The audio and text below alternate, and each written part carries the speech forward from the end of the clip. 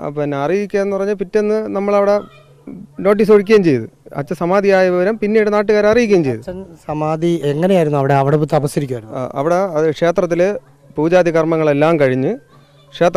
കർമ്മങ്ങളെല്ലാം കഴിഞ്ഞതിന് ശേഷം അച്ഛൻ വീട്ടിൽ വന്ന് അച്ഛന് ഈ BP ഷുഗറിൻ്റെയൊക്കെ പ്രശ്നമുണ്ട്. അപ്പോൾ അത് ഗുളികയും മരുന്നും കഴിച്ച് കഞ്ഞിയെല്ലാം കുടിച്ചതിന് ശേഷം അച്ഛൻ ആദ്യമായിട്ടാണ് ഒരു മരണം കേട്ടിട്ട് ഇത്രത്തോളം ചിരിക്കുന്നത്. സത്യസന്ധമായിട്ട് പറഞ്ഞിട്ടുണ്ടെങ്കിൽ ഈ വാർത്ത കണ്ടിട്ട് ചിരിക്കണോ അതോ കരയണോ എന്നറിയാത്തൊരവസ്ഥയായിരുന്നു.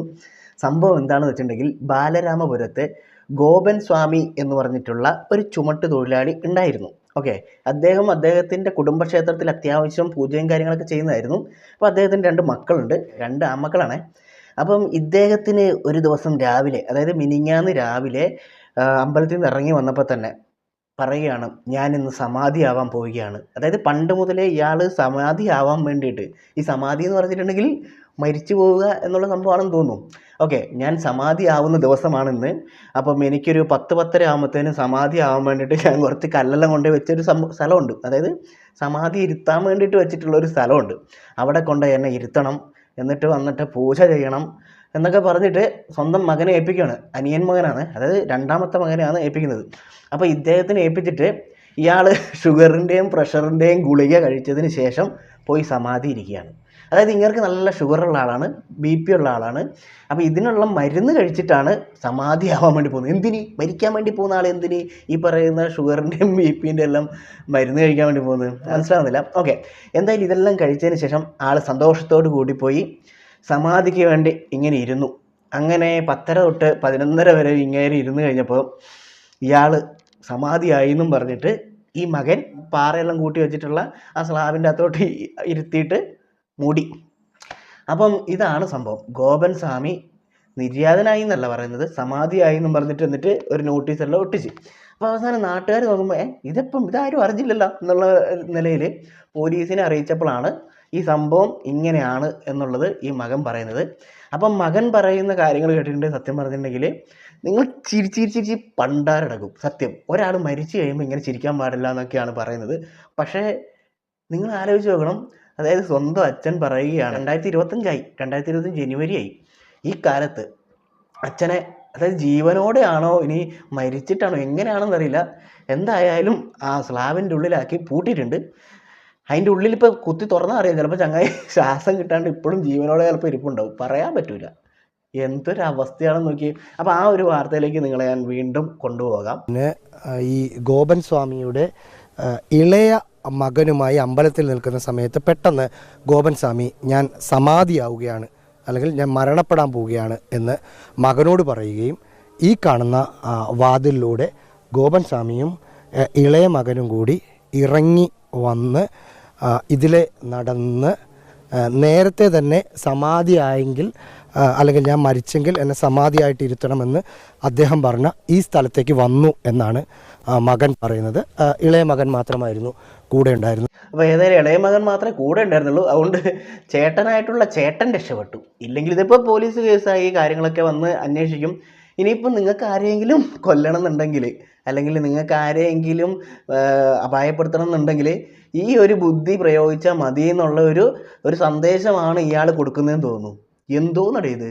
അതായത് ഒരാളെ കൊന്ന് കുഴിച്ചു മൂടി ആ ഒരു തരത്തിൽ മാത്രമേ ഈ ഒരു കേസിനെ കാണാൻ വേണ്ടി പറ്റുള്ളൂ. അതായത് ജീവനോടെ ഇങ്ങനെ ഇരുന്നിട്ട് കുറേ നേരം കഴിഞ്ഞപ്പം മരിച്ചു എന്ന് കരുതി മൂടിയിടുക, എന്തൊക്കെയാണ് നമ്മുടെ നാട്ടിൽ നടക്കുന്നത് അല്ലേ?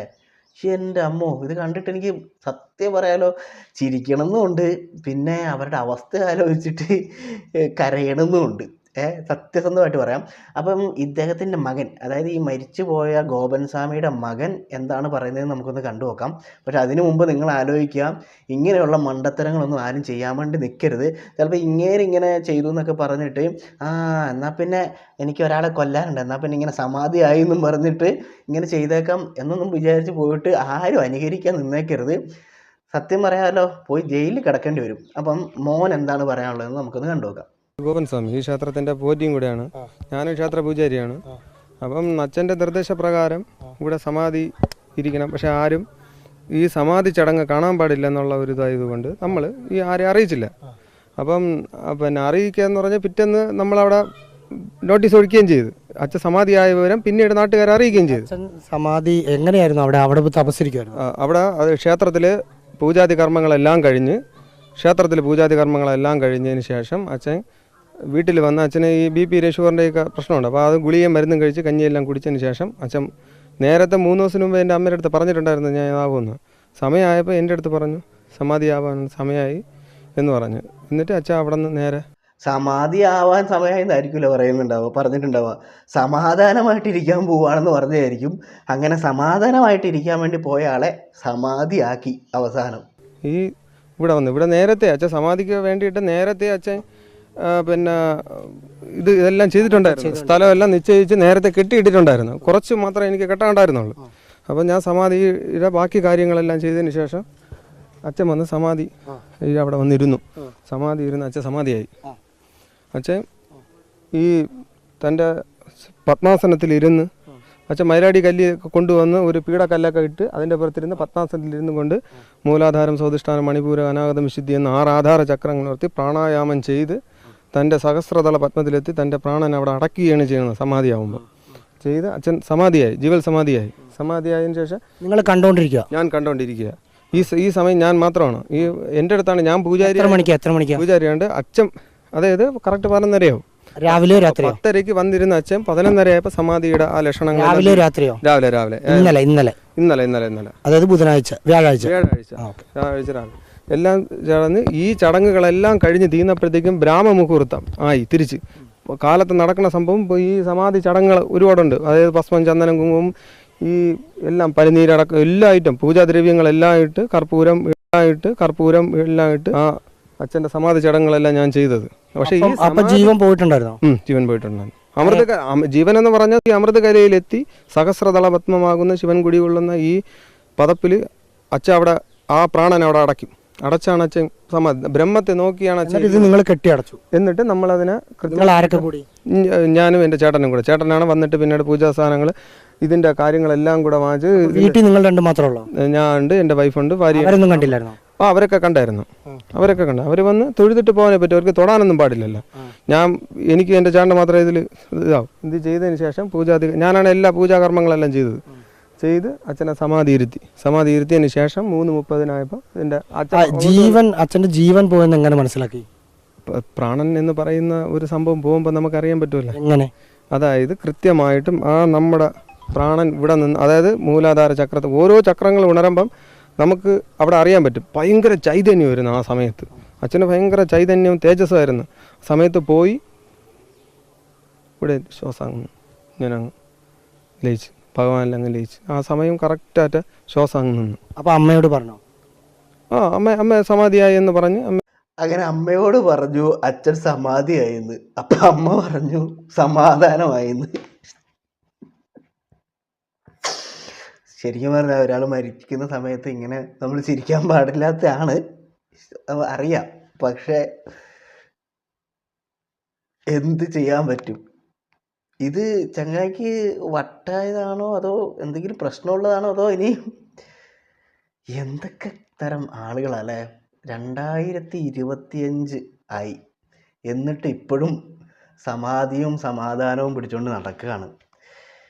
എന്താ പറയേണ്ടതെന്ന് ഒരു പിടുത്തവും കിട്ടുന്നില്ല. എന്തായാലും ചങ്ങായി നൈസായിട്ട് ചേട്ടനെയും കൂടി ഇതിലോട്ട് പിടിച്ചിട്ടിട്ടുണ്ട്. ചേട്ടനും കൂടെ കൂടിയിട്ടാണ് ഇത് മൂടിയതെന്നൊക്കെ പറയുന്നുണ്ട്. അവസാനം ഇനി ചേട്ടനും കൂടി കോടതി കയറി ഇറങ്ങേണ്ടി വരും ഉറപ്പായിട്ടും.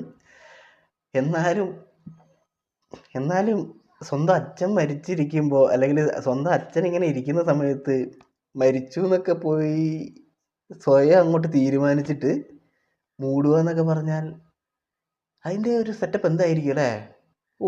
ഭയങ്കര ദൈവചൈതന്യമുള്ള ഒരു കുടുംബമാണെന്ന് തോന്നുന്നു. അതുകൊണ്ടായിരിക്കും കേട്ടോ. അപ്പം നമ്മളിവരെ കുറ്റം പറയാനൊന്നും നിൽക്കുന്നതല്ല. പക്ഷേ ഇങ്ങനൊരു വാർത്ത കണ്ട സമയത്ത് ഇതുവരെ നമ്മൾ കണ്ടിട്ടില്ലല്ലോ ഇങ്ങനെയൊന്നും. അപ്പം കേൾക്കാത്തൊരു വാർത്ത കണ്ട സമയത്ത് ഒരു കൗതുകം, അത്രേ ഉള്ളൂ. പിന്നെ ഇങ്ങനെയൊക്കെ സമാധി ആവാറുണ്ടോ എന്നുള്ളൊരു കാര്യത്തെക്കുറിച്ചും ഒരു ഡൗട്ട്, അത്രയേ ഉള്ളൂ.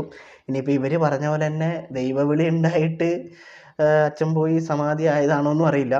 എന്തായാലും അന്നേരം തന്നെ പോയിട്ട് അത് പൊളിച്ചിരുന്നെങ്കിൽ ചിലപ്പോൾ ആളെ ജീവനോടെ രക്ഷിക്കാൻ വേണ്ടി പറ്റിയേനെന്നാണ് എനിക്ക് തോന്നുന്നത്. എന്തായാലും പോലീസെല്ലാം വന്നിട്ടുണ്ട്. അസ്വാഭാവികമായിട്ടുള്ള മരണത്തിന് ചിലപ്പോൾ കേസെടുക്കാൻ ചാൻസ് ഉണ്ട്. എന്തായാലും നാട്ടുകാരെ ഇയാൾ കുറ്റം പറയുന്നുണ്ട്. അതായത് നാട്ടുകാർക്ക് ഈ പറയുന്ന ക്ഷേത്രം, ഇത് കുടുംബക്ഷേത്രമാണല്ലോ, അപ്പോൾ ആ ക്ഷേത്രം വിട്ടുകൊടുക്കാത്തതിൻ്റെ ദേഷ്യമാണ് തീർക്കുന്നത്. അതുകൊണ്ടാണ് അവർ ഇതിനെ കുറ്റം പറഞ്ഞുകൊണ്ടിരിക്കുന്നത് എന്നൊക്കെയാണ് ഇങ്ങേര് പറയുന്നത്. ഇങ്ങേരുടെ ബാക്ക്ഗ്രൗണ്ടൊക്കെ ഒന്ന് ശരിക്കൊന്ന് അന്വേഷിച്ചിട്ടുണ്ടെങ്കിൽ അറിയാം. അതായത് ഇതിനു മുമ്പ് എന്തെങ്കിലും ചികിത്സ തേടിയിട്ടുണ്ടോ? ഓരോ സിനിമയിലെല്ലാം കാണുന്ന പോലെ എന്തെങ്കിലുമൊക്കെ ഇതിനു മുമ്പ് വല്ല അസുഖമൊക്കെ ഉണ്ടായിട്ട് ഇങ്ങനെ പറയുന്നതാണോ? ഒന്നും പറയാൻ പറ്റില്ല. ഇനിയിപ്പോൾ ഇതിൻ്റെ ഉള്ളിൽ ഇയാളുണ്ടോയെന്ന് പോലും പറയാൻ പറ്റില്ല. ചിലപ്പോൾ എവിടെയെങ്കിലും മാറി നിൽക്കുന്ന ആളെ ചിലപ്പം ഇതിൻ്റെ ഉള്ളിൽ ഉണ്ട് എന്നൊക്കെ പറഞ്ഞിട്ട് പറയുന്നതാണോ? അപ്പോൾ അച്ഛൻ സമാധിയായി എന്നെല്ലാം പറഞ്ഞ് നോട്ടീസൊക്കെ അടിച്ചിട്ട് ഇറങ്ങിയതാണോ എന്നും പറയാൻ പറ്റില്ല. അപ്പോൾ എന്തായാലും ഇങ്ങനെ ഒരു സംഭവം നടന്നിട്ടുണ്ട്. നമ്മുടെ നാട്ടിലാണ്, കേരളത്തിലാണ്, 2025-ലാണ്. എന്തായാലും സ്വന്തം അച്ഛനെ സമാധാനത്തോടുകൂടി സമാധിയാക്കിയ മകൻ ഇനിയിപ്പോൾ ജയിലിലേക്കാണോ അതോ മോൻ എങ്ങോട്ടാണ് ഇനി പോകാൻ വേണ്ടി പോകുന്നതെന്ന് ഒരു പിടുത്തമില്ല. അപ്പോൾ എന്താണ് ഈ വാർത്ത കണ്ടിട്ട് നിങ്ങൾക്ക് തോന്നിയത്? നിങ്ങൾക്ക് എന്നെപ്പോലെ തന്നെ ചിരിയാണോ തോന്നിയത് അതോ വിഷമമാണോ തോന്നിയത് എന്നുള്ളത് നിങ്ങൾ കമൻറ്റ് ബോക്സിൽ എന്തായാലും രേഖപ്പെടുത്തണം. സത്യം പറഞ്ഞാൽ ഇത് ഞാൻ അഭിനയിക്കുന്ന ചിരിയല്ല, സത്യസന്ധമായിട്ട് പറയുകയാണ്. ഇതെനിക്ക് ശരിക്കും തോന്നിയ ചിരിയാണ്.